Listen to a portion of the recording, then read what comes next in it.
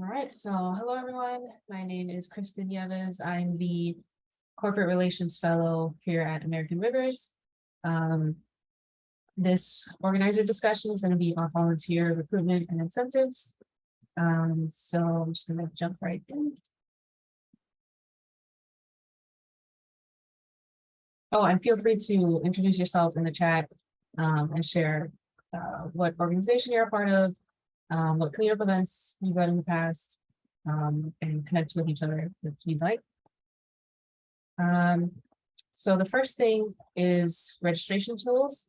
This is a running list of the various platforms that cleanup organizers use to register their volunteers for upcoming events.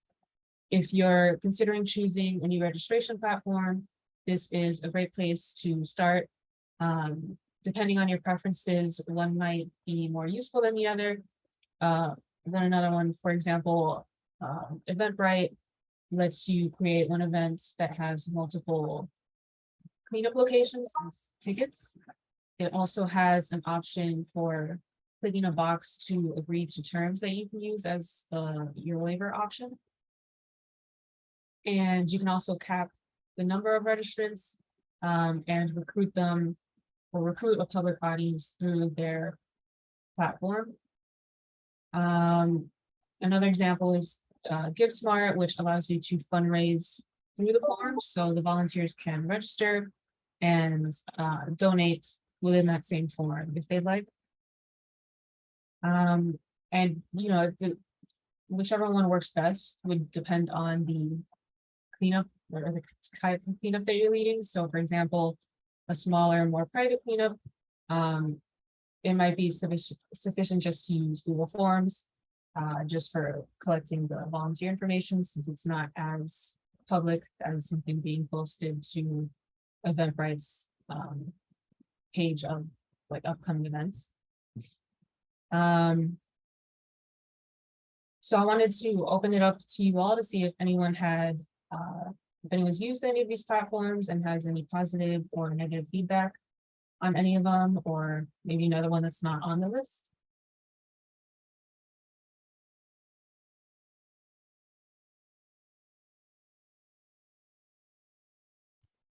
I'll go ahead and mention that American Rivers has used Google Forms, and we really like it, Kristen and I, and it's just so easy to use. Like, it's really customizable, and it's just so straightforward. So that's my preference. And you can also embed it like on your like web page through their like HTML like links. And so if you have any questions on like how to do that, like let me know, and I can give you some advice. And then also we use WordPress, although that's like a website platform, and same with like Salesforce. They do have like forms, like WordPress has Gravity Forms, which is a plugin. And so we use that as an organization, and that works really well too for us. Yeah. Question, Madeline. This is Nick from Valley Water. When you use the Gravity Forms plugin, are you using that for like a waiver form that people can fill out digitally? And does the form come to you already signed digitally, or do they need to download, print, fill it out, and then bring it to the cleanup? That's a great question. Yes, so we've done it both with Google Form and also with the WordPress Gravity Forms. And how we do it with like the waivers is obviously like they have the sign up information for the event, and then at the bottom we have basically all of the body text that you would have in a waiver. And then you would put like a checkbox, and you would say, by checking this box, you agree to these terms listed above. Like it would be very clear that this is like the liability waiver section.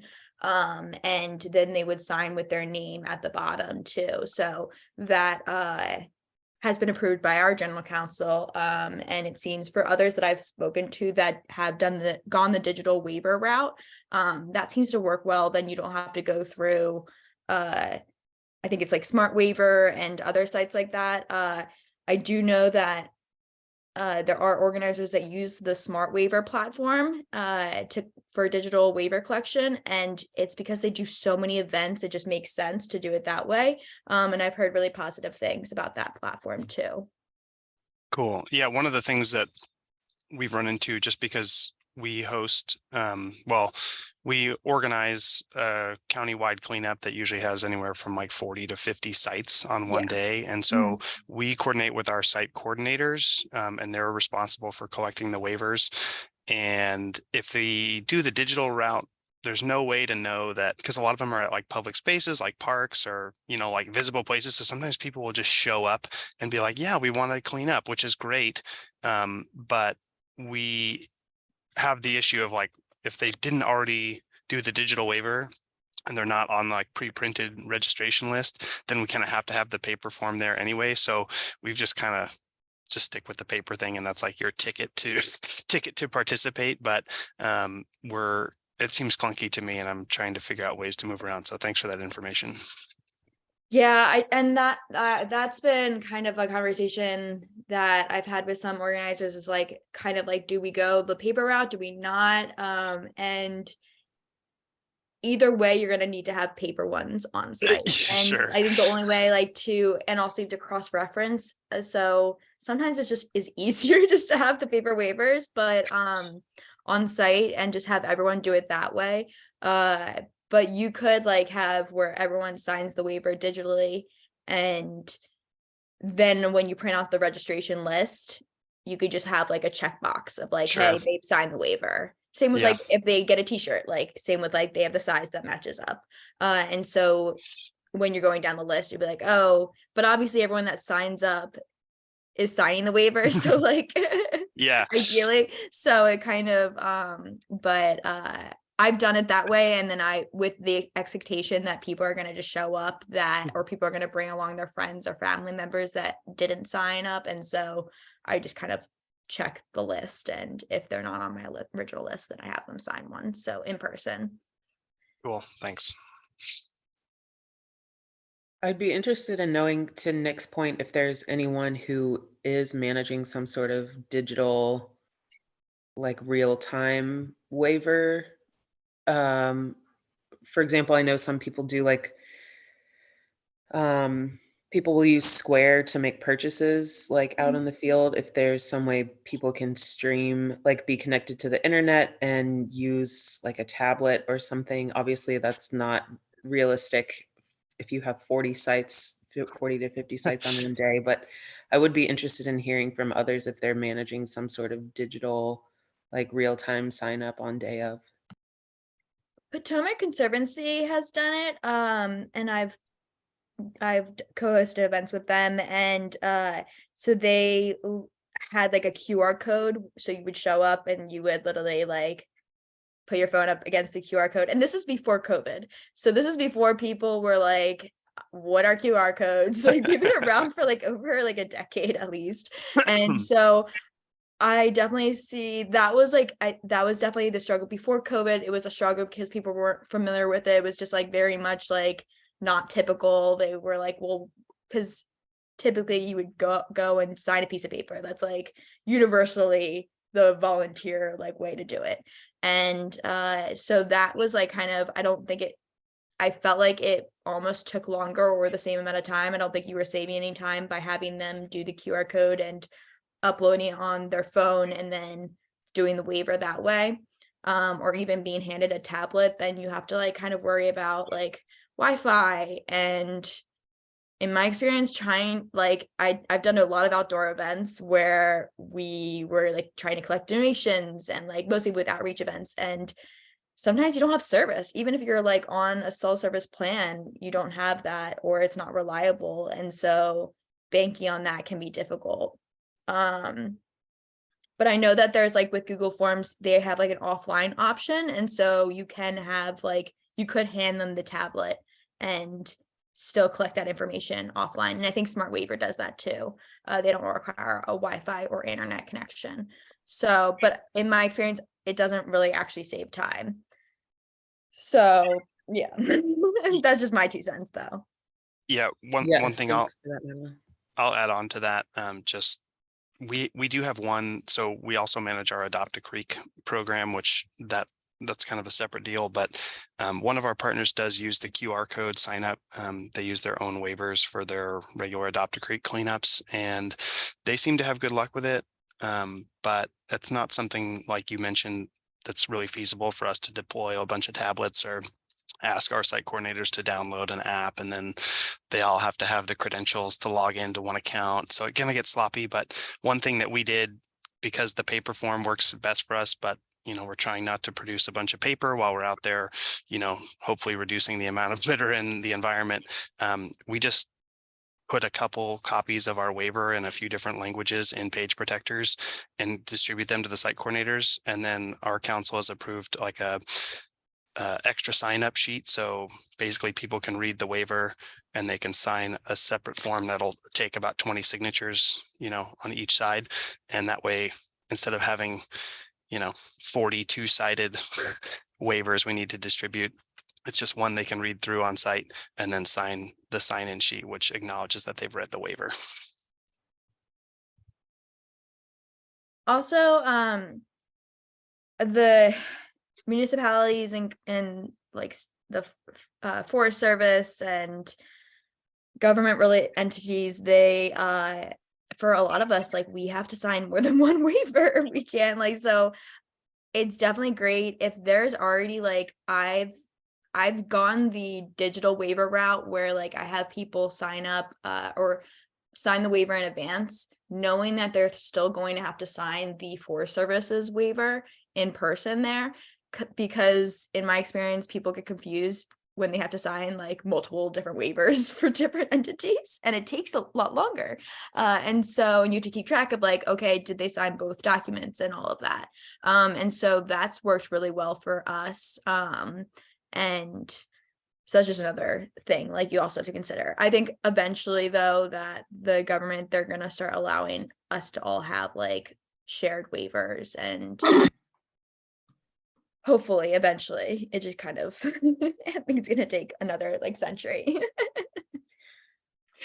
One of the reasons that we want to go digital during the sign-in process is to avoid all of the time spent trying to decipher people's email addresses and their handwriting. Yep. And processing everybody's data after the event.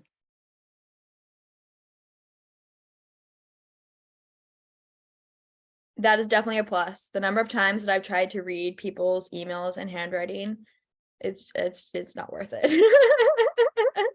Yeah. At one point I brought like a laptop. It was like, yeah, just type in, sign it this way. Put in your information. Right, cool. So moving on to recruiting volunteers. So one good strategy is reaching out to schools and universities to promote your cleanup to their students. There's always students looking to get involved, and also looking for ways to fulfill community service hours. One thing to know about this is that you'll want to notify the school early, since they usually have deadlines for sending things like that out in newsletters and other listserv things. So yeah, just making sure that you get those to them early. Another option is reaching out to companies for employee volunteers. A lot of companies look for ways to have their employees volunteer, so that could be a great option to look into by seeing what companies have a strong presence in your community that may be willing to send employee volunteers. Of course, social media, newsletters, flyers, promoting things to there is always helpful. You can also ask local businesses if they're okay with you posting an event flyer in the store, or on a promotional board if they have one. And another tool, sending invitations to other similar organizations or watershed groups. With this, it's a good idea to have a blurb or like copy drafted and a graphic or flyer ready to send to them, so that they have it ready to go to promote it to their network. It just makes it easier on them to promote it and just more likely to share that with others. And then Volunteer Match is a digital platform where you can post your event and then people will look for different volunteer opportunities near them and they can sign up through there or just find out about the event. So does anyone have any other tips for recruiting volunteers?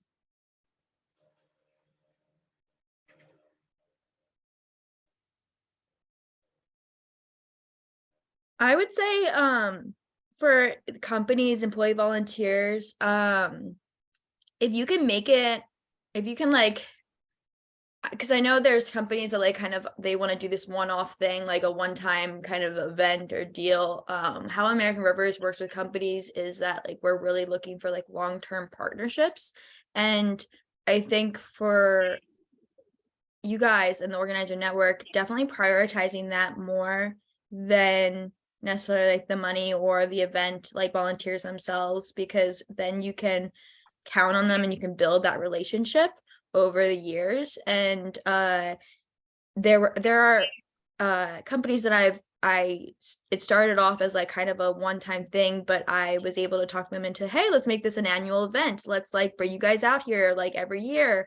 Would even the ones that like for Nick's, like if you are talking to people out there and they mention that they work for a certain company that has a big presence, ask them, hey, maybe we should have like a site for next year for just like your employees. How cool would that be? A team building opportunity, and kind of taking advantage of those little moments once you find out, asking them questions about like, oh, do their other employees typically volunteer a lot? Do they have a volunteer like program? And even like that, definitely taking advantage of that and making it a more relationship building long term, rather than, because it's just better and more efficient for your time too. Your time is very valuable, and so it might not always make the most sense just like focusing on that one-time opportunity. Yeah, Madeline, that's a good point. One of the things I was going to say is that, we organize various cleanup sites on the day of National River Cleanup Day, and then we advertise sort of those open spots to the community. And a lot of times we will get a business that, is adjacent to one of those sites, and there's maybe 30 volunteers needed, and that business will fill every single one, which is great. But I'm also kind of like, well, now we can't have, individual community members participate there. So oftentimes I'll reach out to that business either that year, if it's early enough, and say, hey, maybe you should, host your own site. We can support you in, by X, Y, and Z. Or if it's late in the game, we'll let them fill that site, and then I'll get them for next year's event and say, hey, you brought your employees to this site. Why don't you host your own site? So that's something to keep in mind.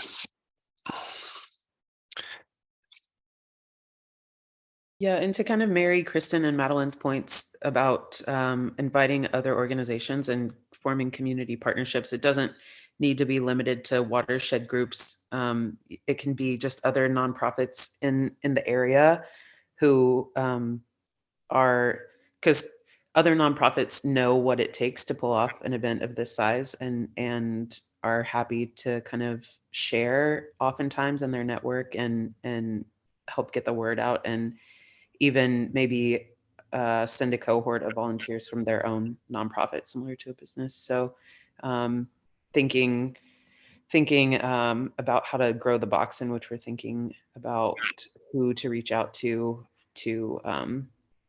partner with organization wise.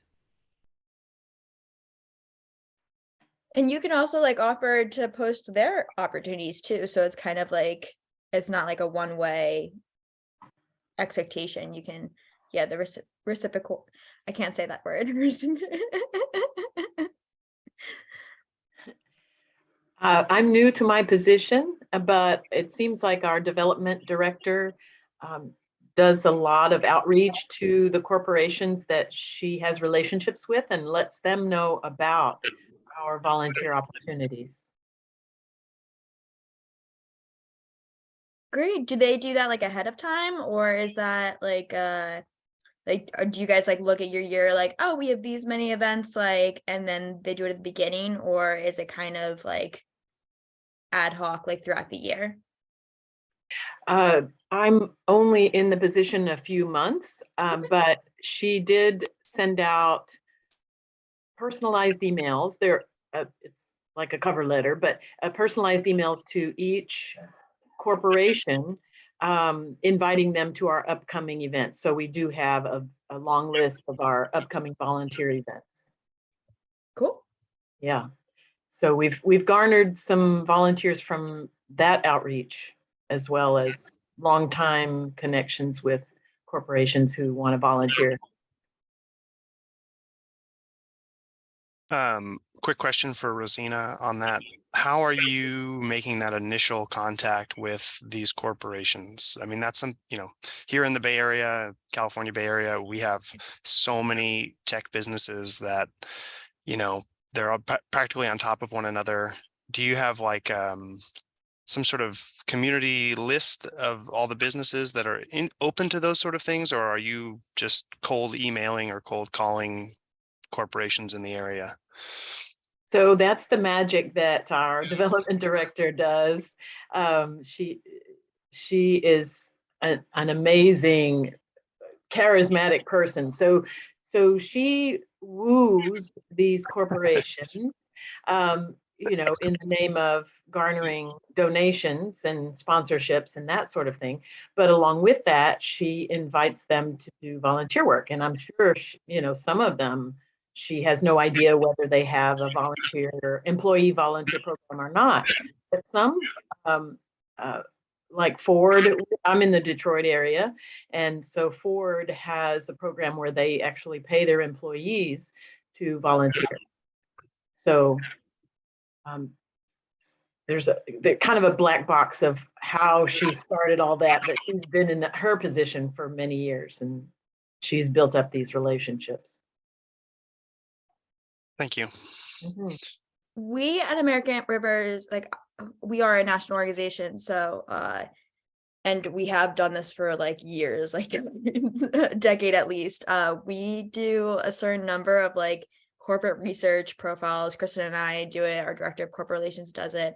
And we do a deep dive into every single company that we either have approached us, or we see that they have a volunteer program, or they do donations and that kind of thing. And so we go into that and we look at every kind of aspect of the company, where they're located, what their philanthropic priorities are. Have they done anything recently in the news, like positive and negative? Have they had an impact on the environment? And so we're very particular about who we work with and want to partner with. And obviously we're looking for a long-term partnership.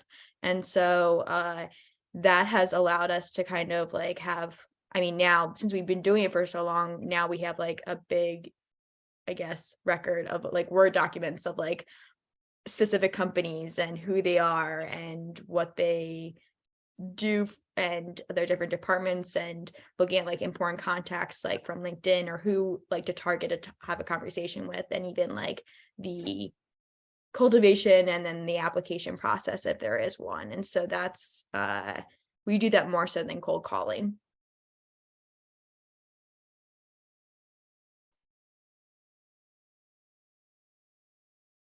Cool, thanks for sharing. So moving on to incentivizing volunteers. So the first thing I'd recommend is checking out our fundraising resource guide. It has a lot of helpful information for places to check out for possible financial and in-kind donations that can be used to incentivize participation. For example, by offering volunteers swag, t-shirts, snacks, things like that. So let me just paste this real quick.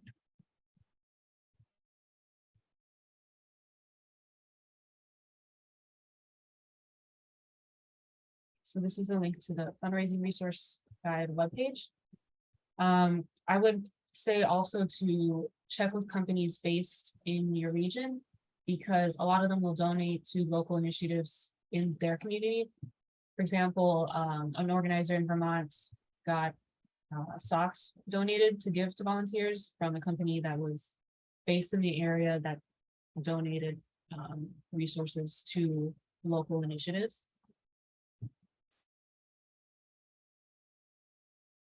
So there's that. And then another way to incentivize participation is having food at the cleanup or a fun celebration when wrapping up the event. This is a nice way to bring everyone together and recognize the impacts that you had on the river. And through the celebration, you can also do something like giving out prizes. For example, a prize for the largest piece of trash somebody found or most unique finds. And you could also do something like a raffle that participants are entered in when they show up. If you do any of these, it's important to promote it in the event listing wherever you share the event so that people can see those incentives and be more likely to sign up. So does anyone have other suggestions for incentives and what anything that's worked really well in the past?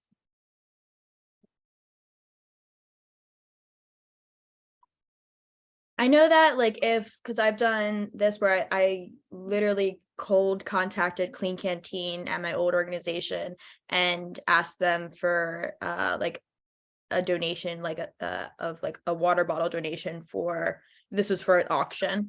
And they were absolutely like happy, excited to donate to that.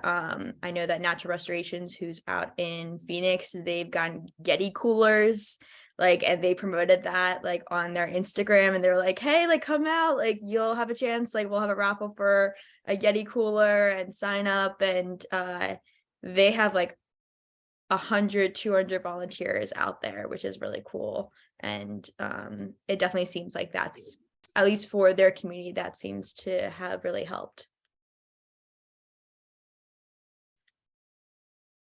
Sue, in Iowa, we have given out hats with our logo after our 10th cleanup to celebrate. We're still getting rid of some of those, but that, and also company donation of an on the river snack and water has been really good.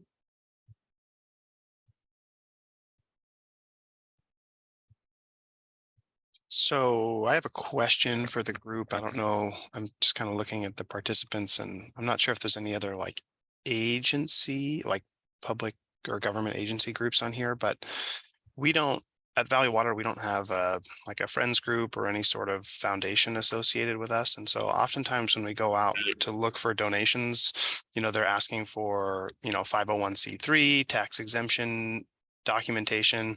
And it's kind of a weird ask because we're a water wholesaler who sells water. And then we're saying, hey, you know, can you donate something for us to give our volunteers?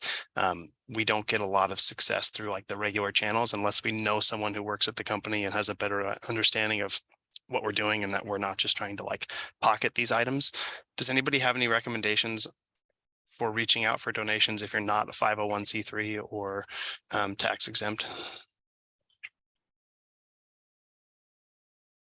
That's a great question. I don't know. It looks like Jim from the city of Kentwood and Adam, I don't know, from Jeffco. I don't know if you guys are technically affiliated with the Jefferson County in Colorado or if it's you guys are a separate entity. Would love to hear from you guys. I'm actually with the city of Kentwood in Michigan, but I also sit on the board for the Friends of Buck Creek, which is a tributary to the Grand River. We are a 501c, so yes, we don't have difficulties getting donations. Was looking at the incentives. We do everything. We don't do a raffle. We do a lot of giveaways. But one of the things that, you know, we've done in the past versus the hats is yearly we have mass produced t-shirts for the cleanup for everyone to wear. And all of our donors actually get their company logos placed on that. We put them on there. So it is a little bit of brandishing their logos and company names for everyone to see. And obviously they're all listed on our website and Facebook pages as well. Great. Thank you, Jim. We Thanks, Jim. also make a brochure with why locally we hold the cleanup, the rules and participating, and include all the sponsors we've had that donate.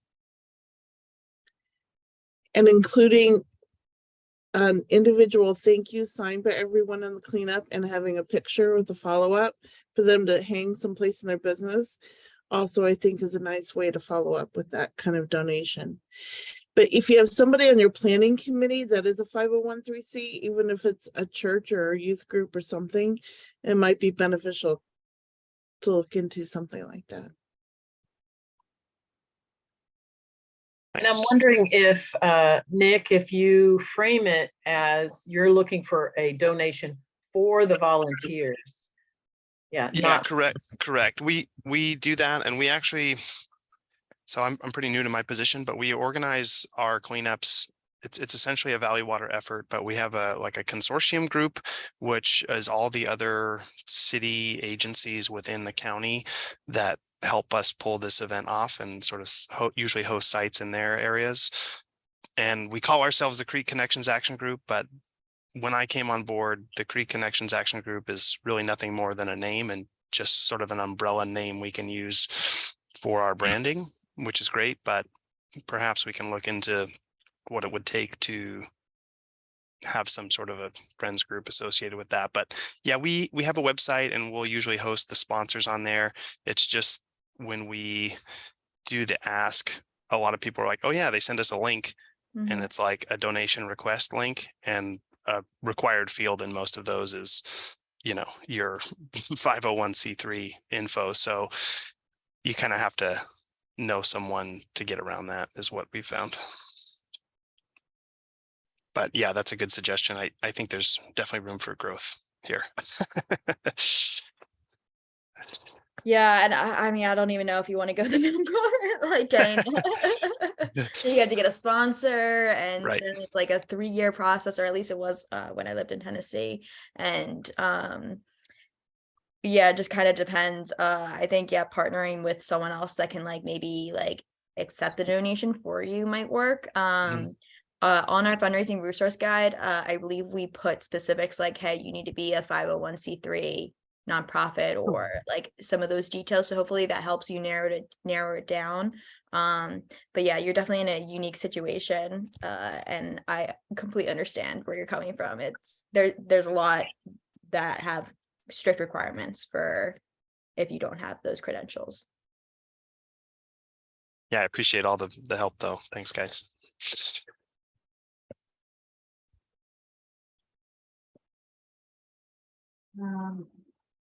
One thing that I think is a good point that you all mentioned is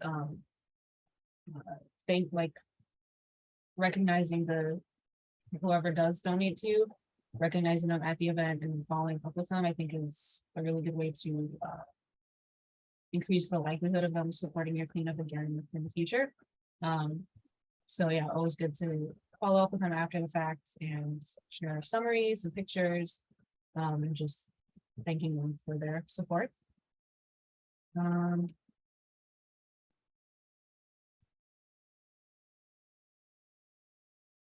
So I want to open the floor for any other lingering questions that people are having. And just, yeah, we're gonna have an open discussion on any of these topics.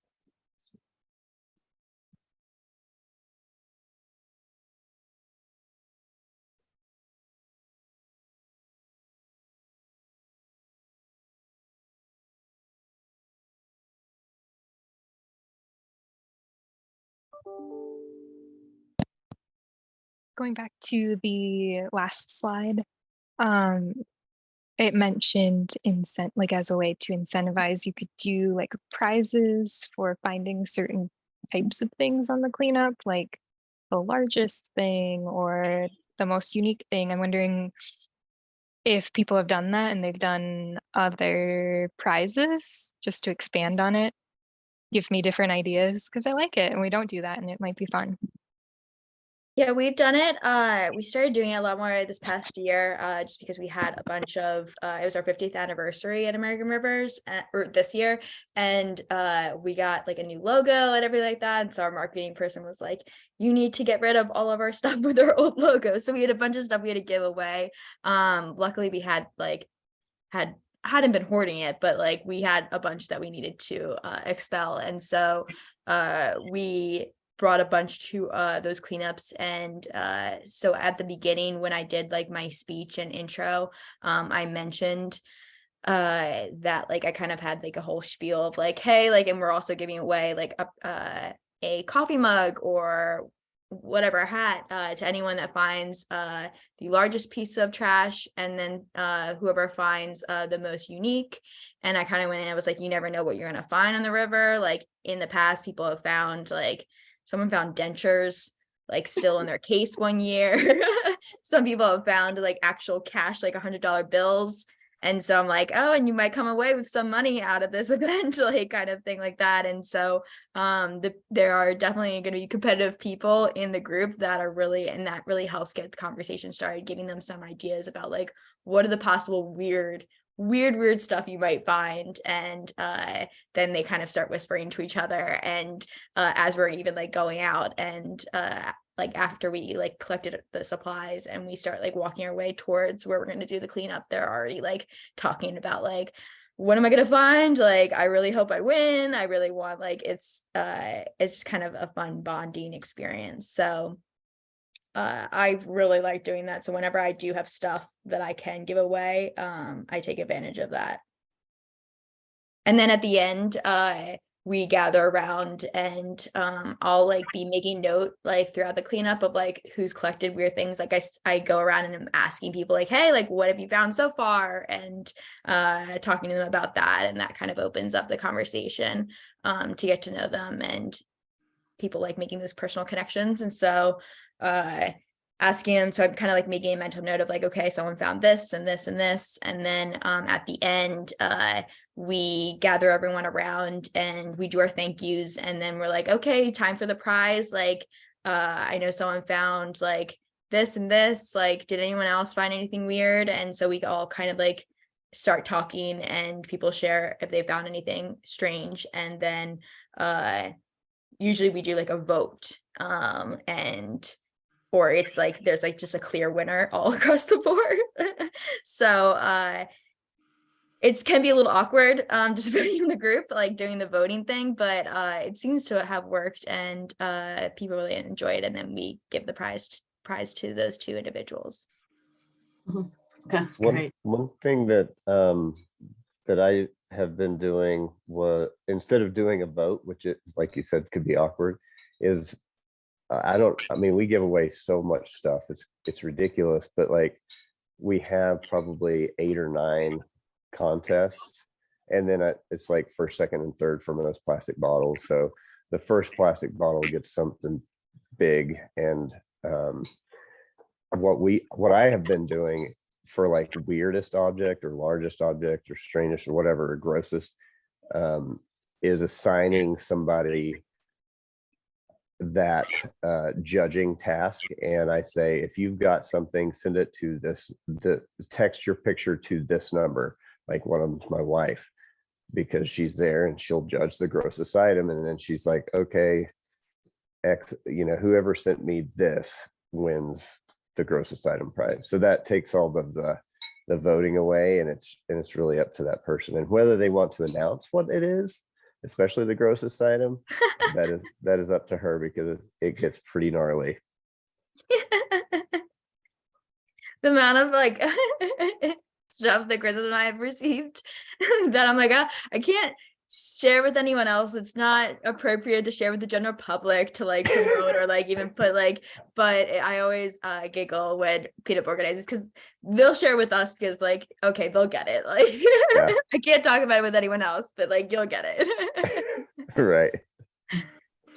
So early on, when I first started in this position, I interviewed some other volunteer coordinators locally, and one was a woman who's on a terrestrial nonprofit, Ann Arbor Natural Areas Preservation. And first of all, they use a program called Volunteer Hub. And I'm wondering if I missed a little in the beginning, I apologize, but if anyone has any experience with that software or database management program. But the other thing that she said was some study shows that volunteers drop off after 3 events generally. A certain number of volunteers drop off after attending 3 events. So they have an incentive built into Volunteer Hub. At 4 events, you get a prize. And then apparently a certain number of volunteers drop off, say at 6 events. So they have an incentive and they give away, you know, t-shirt or whatever at 7 events to keep people coming back and incentivize more participation. And another thing that our restoration department manager, my boss, said is it's kind of like a pyramid. At the bottom, we have very low input or low investment opportunities for the public to find out about us, and maybe it's an hour free class. And that's like the bottom level, just to bring in people who are really interested, who might be a little interested in the organization. And then the next level might be volunteering for a day. And then the next level would be, hey, maybe you want to lead a team or you know, do whatever. So it's kind of like a pyramid of more investing as a volunteer. But it starts out with just making an easy invitation for the public to find out about us. So if anybody has any feedback on Volunteer Hub, let me know. Thank you. I don't know if it was Volunteer Hub. I think it was Volunteer Match. And so when I haven't used it in a while, but when I was using it, I noticed that it was a lot more like one-time volunteers. And so like they would volunteer with us and then they wouldn't return. And I don't know, because I wasn't having that much volume for Volunteer Match due to where I think it was a lot of it was location based. Like I think certain parts of the country, Volunteer Match is a lot more popular than others. And so I would only be getting like 2 or like 3 people per event from Volunteer Match. And so I don't know if it was like it's already like hard enough to get people to come back out there again and again. And so what, at least with like the organizer network and what seems to have worked for like the cleanups that we do with companies is word of mouth, and like kind of maybe there's like a prize or incentive of like bringing a friend, or how many people can you bring to the event, and or how many people can you get to sign up and register with you. And maybe there's a question in like the registration, like, hey, did anyone recommend this to you event to you? And maybe collecting that information from your base, you'll be able to get some more information on who the volunteers are and how they're finding you. And then you can kind of create a strategy around that. You're more likely, like if so-and-so, same thing with like donating. Like if my friend is hosting a fundraiser on Facebook, I don't know anything about like the organization, but because I love them as a person, I'm going to donate to their cause. It's all about kind of like, well, so-and-so is going, so I want to go too, because I like spending time with that person. And then hopefully from there, you can kind of have them create connections at the event and develop that relationship and rapport, and you can keep building so that they are more likely to return.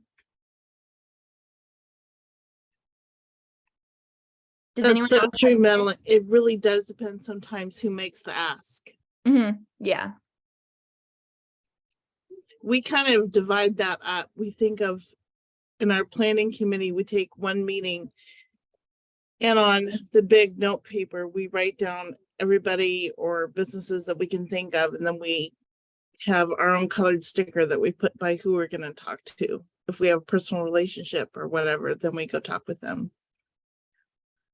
I love the prize idea too, of the weirdest or the grossest thing on the river. We've used that in the past just with social media posts, just to interact with the public, to have them guess. Because it's so cool. There's a stave from a bank by one bridge on the river. I'd love to know how the heck they got that thing down there, but it's been kind of fun to have people guess how that got there, or how the bank got robbed, and seriously, it's a heavy save. I don't know how to go down there.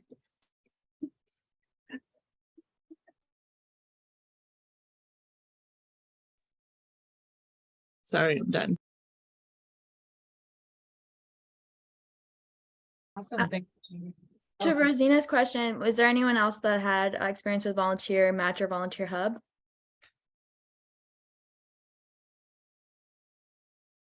So I'm pretty sure, well, Volunteer Match is to help bring in volunteers to your organization, right? Volunteer Hub is more like a CRM, customer relations management tool on your computer to help you keep track of your volunteers, and kind of like Bloomerang, if anybody's familiar with that, or Salesforce. I guess it's like Salesforce for volunteers. Oh, I see. Okay. I for some reason I thought Volunteer Hub. Okay, thank you for clarifying.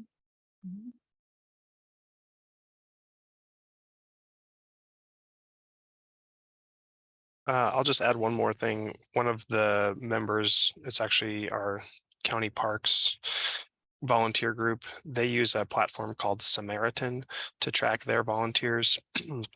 And my understanding is that it's a very robust volunteer tracking program, but it's better if you have volunteers that are participating in more frequent and maybe more involved capacities. So like if you have a docent program or something where, you know, it's the same volunteer showing up week after week for a task or a shift, essentially, it's good for that. But I don't know if it would be worth it for sort of the level of, you know, organizing cleanup volunteers that most of us are doing. Yes, Tina, who was telling me about Volunteer Hub, said it's not quite an exact fit for what we do out in the field, different sites and different volunteers arriving. She said Volunteer Hub was more geared towards like a museum volunteer, where you just come in and you sign in at the same kiosk every day and that sort of thing. But she did say the company was very responsive and their customer service was excellent, that they take feedback from from people who use the service, Volunteer Hub, to make changes. So maybe it'll be more responsive to our kind of volunteers in the future. I love that. I love hearing when companies, like technology companies, are open. Like that's why we work with Literati, because there have been so many things that have come up that we're like, oh, like this is an issue, or like, why does it, like, it would be really helpful if you guys could do it this way or incorporate in this way, and they've actually implemented it. And so that was like a big reason why we started working with them. So I love any companies that are like willing to take feedback and then, like, I guess pretty quickly execute on it, whether it's a year or two. I think that's really, I enjoy working with companies like that. And what is Literati used for? Literati is essentially a crowdsourcing litter tracking application. And so we use it to engage for virtual cleanup opportunities, and a lot for companies. They really seem to like having both the in-person and then the virtual aspect. And so we have a cleanup challenge that happens, an ongoing cleanup challenge, and people can download the app, join our event, and then we just ask them to go outside. It's a very passive kind of opportunity. And so you go outside, you find a piece of trash, you take a picture of it in the app, and you upload it and tag it with what type of trash it is, whether it's like a flip-flop or a can of Coca-Cola, and like the brand and the type of material. And then it counts, like for every picture, it counts as one piece. And so it's it's a really like kind of passive way to collect data and engage people. And it's also like an open data source. And so the data and results have been used to create a lot of different like types of environmental change. So like, for example, in the Netherlands and also in Wake County in North Carolina, they have used it to identify where they should put like public waste receptacles. And then in like the hotspots of where trash seems to accumulate. And then also in San Francisco, they use the data as support to passing a higher tax on cigarettes. And the money that comes from the tax is to place more receptacles and do specific like cigarette cleanup campaigns and work. That's brilliant. How much time do you guys think you take in maintaining those kind of systems? Literati has like a really robust system, and so their data, how it is uploaded and organized, is in like a very like efficient way. We mostly use it just to engage volunteers, and that's primarily it. You can't like get their emails, like you might be able to get their name if they put it in properly, but like there's privacy, and we have a license, and so it's more of like if you're trying to identify hotspots or engage your volunteer population in a passive way, it's great to use. And you also can use like the free version, and anyone can use it. It's like a global app. And it has all the GPS coordinates attached to those pictures. And so if you're really like a data focused organization or doing some sort of work on that front, it can be really helpful. Yeah, Literati's great. We also use the Clean Swell app, which is Coastal Commission or Ocean Conservancy, and that is a similar platform that's pretty hands off, but you can use it to engage volunteers and sort of track quote unquote virtual cleanups happening in the community by assigning a group name, and then you can see where and when they picked up trash and how much.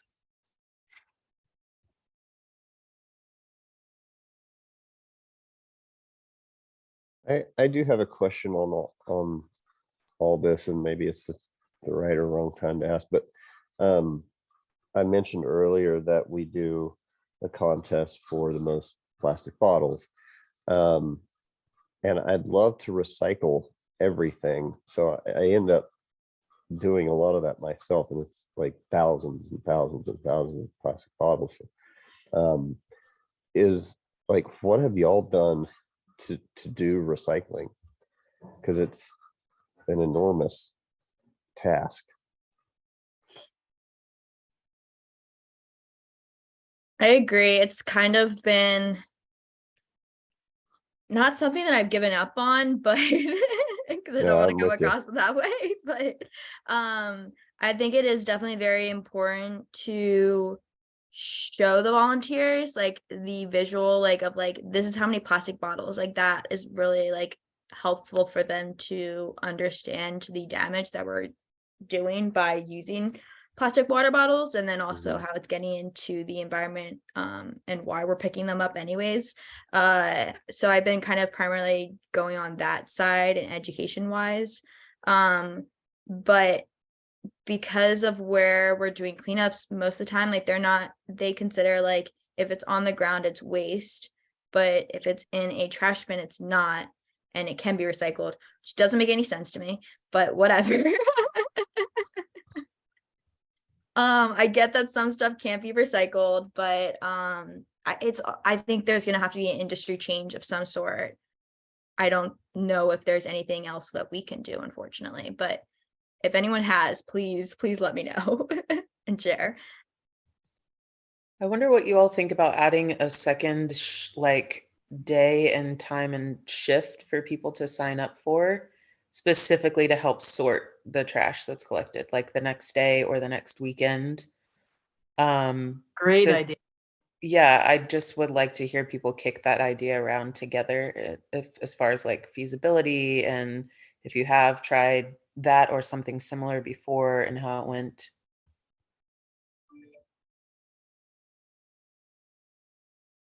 That's a great question. I think that I know we're almost out of time, but maybe we can have like a call discussion that's like, or a portion of the discussion that's focused on litter sorting, and I can make sure there's some organizers that are on the call that actually do litter sorting. Like I know Trey Sherrod, who is with the Anacostia Riverkeeper in outside of DC, they do litter sorting at the end of every single one of their cleanups. And, you know, the smell of like stale alcohol stays burned in your brain when you're sorting through all that like gross stuff. And so I think that would be really helpful, because I would love to hear from those that do sorting, what their experience is, and they can answer some of those questions about like, have they done it separately at like a different volunteer opportunity. I think that's a great idea. Thank you, Shelby.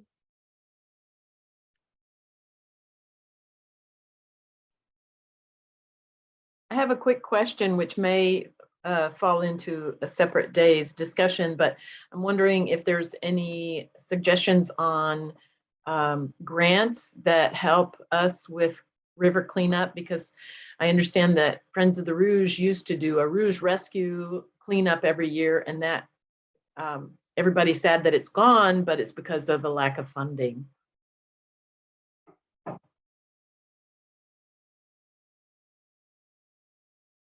I would say to check out the fundraising resource guide that I shared. I don't know if I'll send it again just in case you were on the call. But yeah, seeing if any of those could work. Rosina, are you here in Michigan? Our Rouge River? Yeah, so near Detroit. in Yes, Plymouth. okay. Eagle just put out a notice today for $600,000 fund under the Watershed Council Support Program. I guess if you would like to put your email address in the chat, I'll forward this to you. They're taking it from all 501c3s and governmental entities in the state. It's probably already in my inbox today, because my Okay. people are really on it, but I really appreciate it. Yeah, Bob Sweet over at Eagle sent it out to us all at 9 o'clock this morning. Yeah, great. Thank you. Great to meet you.